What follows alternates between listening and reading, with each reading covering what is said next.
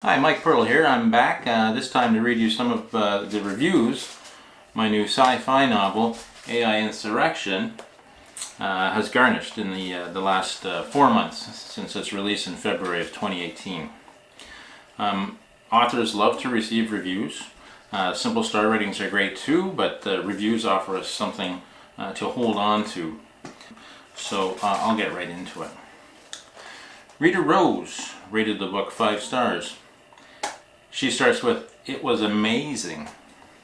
She goes on to say, AI Insurrection begins with a vision of the future that's almost idyllic. All menial labor is performed by robots known as AI, artificial intelligence, while mankind dictates itself to personal fulfillment. Sounds like utopia, doesn't it? There's your first clue that things are going to get critical. Utopia never lasts for long. Paradise is soon lost when different factions begin to rise. The humanists who want to eliminate the AI entirely in a type of robot genocide. The Chimera, a race of altered humans who want to overthrow the current regime. A third group suddenly appears, this one consisting of sentient robots that might actually be the work of a ShadowNet entity calling itself Allfather. What follows is an intense and often nihilistic story where good and evil are difficult to differentiate at times, and not even the strongest always survive. I like that one. That's kind of a nice, rounds everything up nicely without giving anything really away. Joshua Hare's review of AI Insurrection was less flowery, but still has some nice things to say. He says, "For many, this may be a tough one to get into at first. Okay. But once you put a little time in, it's a good read. While AI Insurrection isn't for everyone,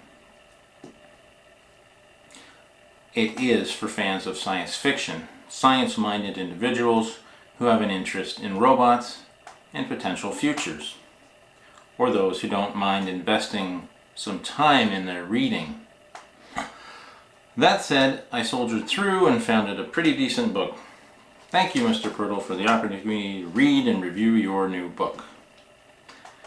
That was like a roller coaster of emotions, reading that one.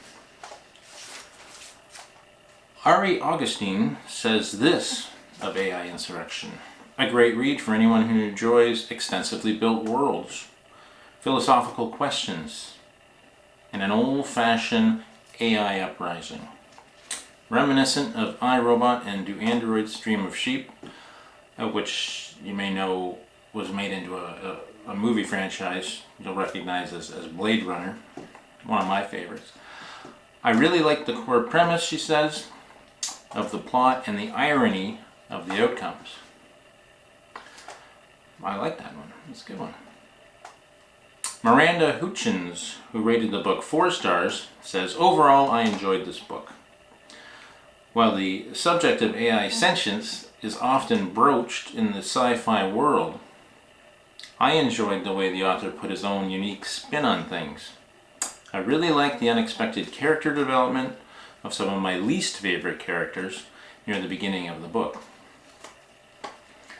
Carol Brandon rated it also 4 stars, saying, "Interesting premise. In Earth of the future, all the drudgery is done by robots.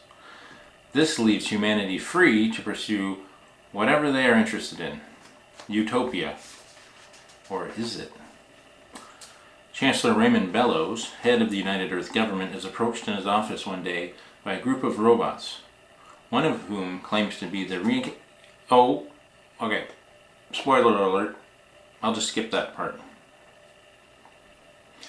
Carol goes on to say, "They claim to be sentient. Could it be, or is it an elaborate hoax? The result of new coding sent by someone called the Allfather.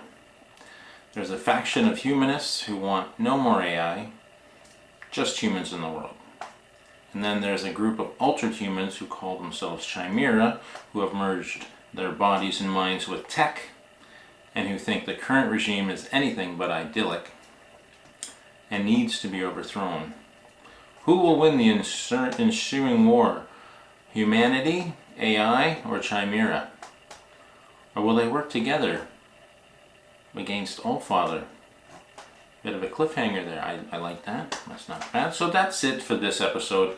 I'll have more reviews to read soon and further entice you to buy my book. If sci-fi isn't your genre, I do have 9 other books of varying genres you could pick up and include in your summer reading list. Thanks for listening. Happy reading.